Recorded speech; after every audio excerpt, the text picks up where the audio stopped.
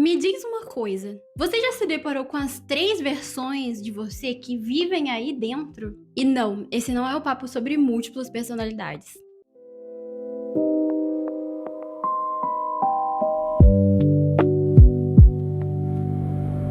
Caramba, sim, são 3 versões suas que estão aí dentro. E isso acontece quando você tá se sentindo encurralado na vida, ou como naquele jogo de corda bamba, você se sentindo puxando pra lá, puxando pra cá e não sabe pra onde vai.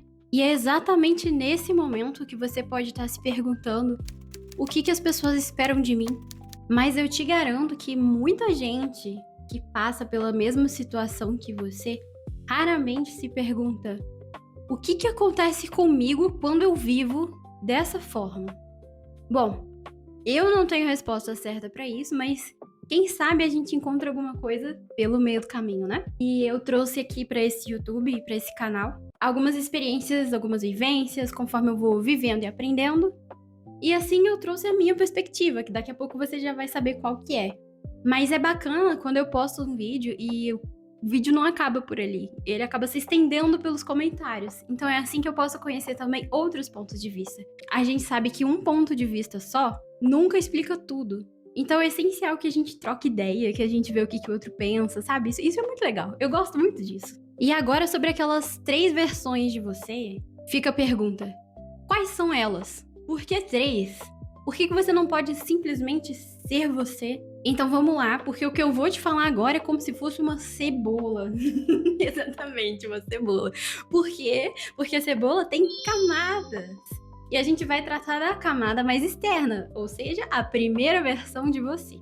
Essa versão sua mais externa é a versão do que os outros veem do que é você. Ou seja, basicamente a visão que os outros te enxergam lá agindo, perante alguma situação, perante alguma vivência da vida, seja o filho responsável que você é, aquele profissional muito respeitado, muito eficiente, seja você aquela pessoa que carrega o mundo pelas costas quando tá todo mundo maluco, joga tudo pra você e você dá conta. Então é isso, é a forma como os outros te enxergam. Só que isso tudo que eu falei é muito óbvio, né? E antes de eu contar qual é a segunda e a terceira versão, eu vou te dizer que tem um problema nessa primeira versão que os outros enxergam de você. Porque ela pode estar enviesada. Sim, enviesada. Por que enviesada? Pensa bem. As pessoas que vivem externamente a você têm um background, têm uma forma de enxergar o mundo completamente diferente daquela que você age durante a sua vida. É que nem eu falei nesse primeiro vídeo aqui sobre pessoas que têm uma forma de viver diferente por serem amputadas ou sofrerem um acidente, elas mudam a perspectiva, né? E assim como você pensa diferente da sua mãe, do seu tio, do seu filho, do seu avô, as pessoas que vivem fora do seu ciclo também pensam diferente. E elas enxergam o mundo conforme a visão delas. Pode ser que o que elas enxergam de você de fato esteja enviesado, de fato pode ser aquilo que não é você de verdade. Esse é um grande problema dessa primeira camada da cebola. Mas então, qual que é a segunda versão? É a pessoa que você acredita ser. Não é a pessoa que você é, pensa bem, é a que você acredita ser. Por quê? Imagina o seguinte: quem nunca foi mal interpretado quando estava tentando fazer uma boa ação, e aí as pessoas chegam lá e acham um absurdo daquilo, seja qual for a situação. Você acredita que tá fazendo algo de bem, mas e se no fundo, a sua intenção for positiva, mas na realidade deu ruim nessa situação? E aí é o seguinte, você acredita que tá fazendo uma boa ação, você acredita que tá fazendo algo bom, quando na verdade, na realidade mesmo, a situação não é boa tanto quanto você pensa assim. Portanto, essa segunda camada da cebola é quem você acha que é. E aí tá o segundo problema da segunda camada. Essa visão sua de quem você acha que é pode estar distorcida, exatamente. Pega aquele exemplo lá daquelas pessoas que têm problemas alimentares, que infelizmente são situações terríveis, terríveis, terríveis. Mas para servir de exemplo aqui, imagina alguém que tem anorexia, que é aquela doença em que a pessoa não come, não se alimenta direito, fica com o corpo mal nutrido, muito magro, mas na cabeça dela, ou quando ela se olha no espelho, ela vê uma visão distorcida de si. Ela acha que tá sobrepeso, acha que tá obesa. Então, quem ela acha que é não corresponde à realidade que todo mundo vê, que de fato o corpo dela apresenta. Então, essa é a segunda camada da cebola. Quem você acha que é. Então, se a forma que os outros te enxergam pode estar enviesada, a forma como você se enxerga pode estar distorcida. Então, assim, fica a pergunta: quem de acha eu sou? Brincadeiras de mineirices à parte, realmente, a gente não sabe muito bem quem a gente é dentro de nós mesmos, né? Vamos combinar que é uma jornada pela vida. E é aí, nessa jornada, que entra a sua terceira versão. A terceira camada da cebola. É justamente aquela versão mais misteriosa, mais escondida e também a mais ignorada de todas. Essa versão é o seu eu autêntico. O seu eu autêntico é aquilo que você é de verdade. Lá no fundo, lá no seu fundo, lá no seu interior, tem o seu eu verdadeiro. E o maior problema de todos é que, assim, ninguém olha pra esse seu eu autêntico e fica achando que tá olhando. E você sabe por que isso acontece? Pensa bem. Muita gente vive presa em todos os papéis que a sociedade coloca pra eles. Seja lá a moça de família que tem que fazer uma faculdade e casar logo pra ter os filhos e constituir família, tudo isso antes dos 30 anos, né? Ter um emprego, ser de sucesso, enfim, é um papel que a sociedade coloca em cima da gente.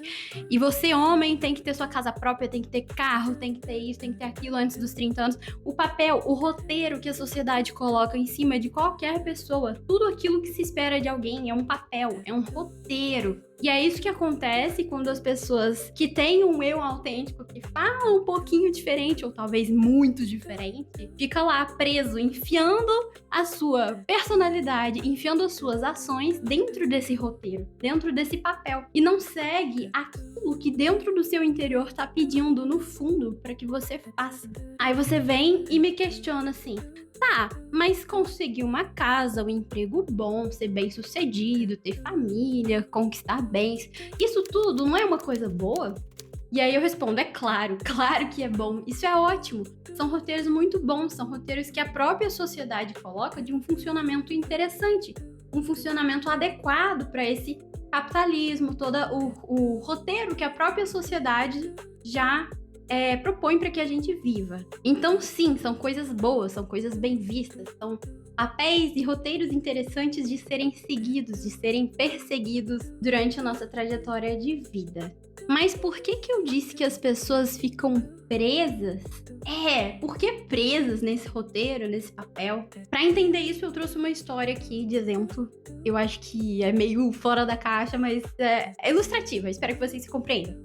É o seguinte: a pessoa tá andando livremente por aí e alguém propõe que ela entre em um risco de um quadrado desenhado no chão com giz e vai falar que ela tá presa dentro daquele quadrado desenhado no chão.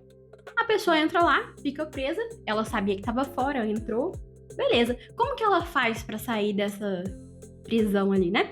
É muito fácil, é só ela passar por cima, pisar pra fora do quadrado que ela tá liberta, né?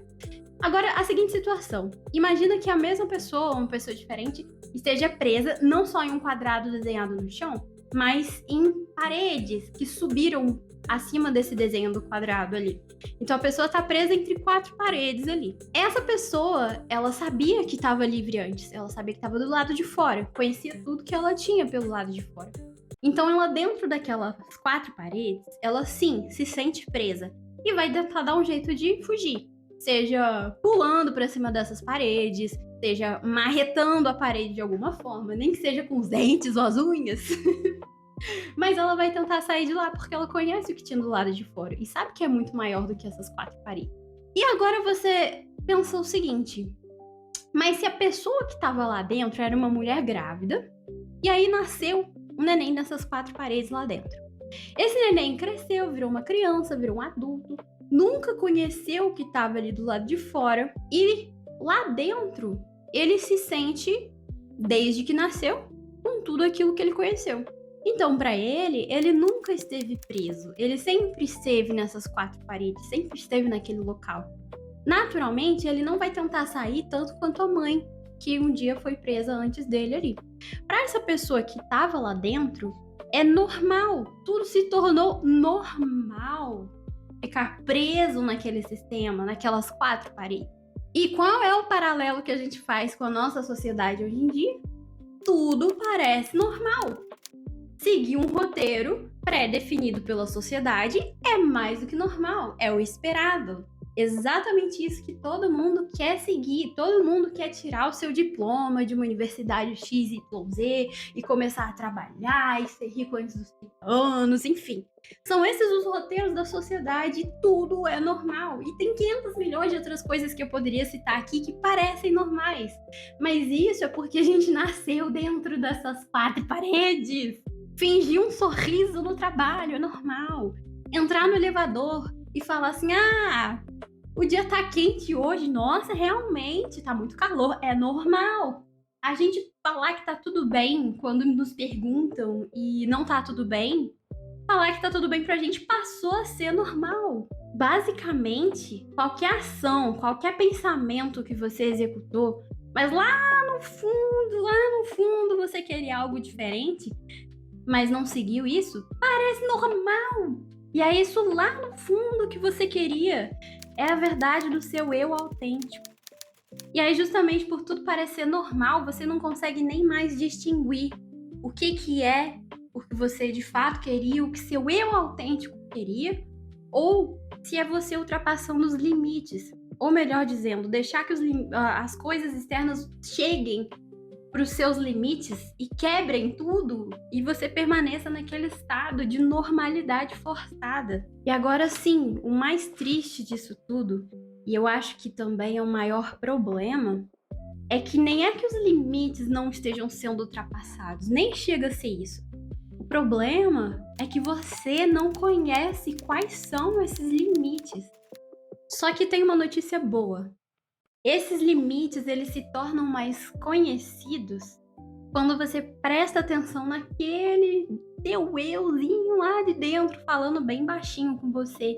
Quando você presta atenção no seu eu autêntico, você olha para ele, você escuta o seu eu autêntico. E aí você consegue estabelecer os limites com mais clareza daquilo que é normal para você, normal para o seu eu autêntico, e não necessariamente normal para esse roteiro que a sociedade colocou para todo mundo. E tendo isso em vista, fica a seguinte situação: como é que você vai descobrir como esse seu eu autêntico funciona?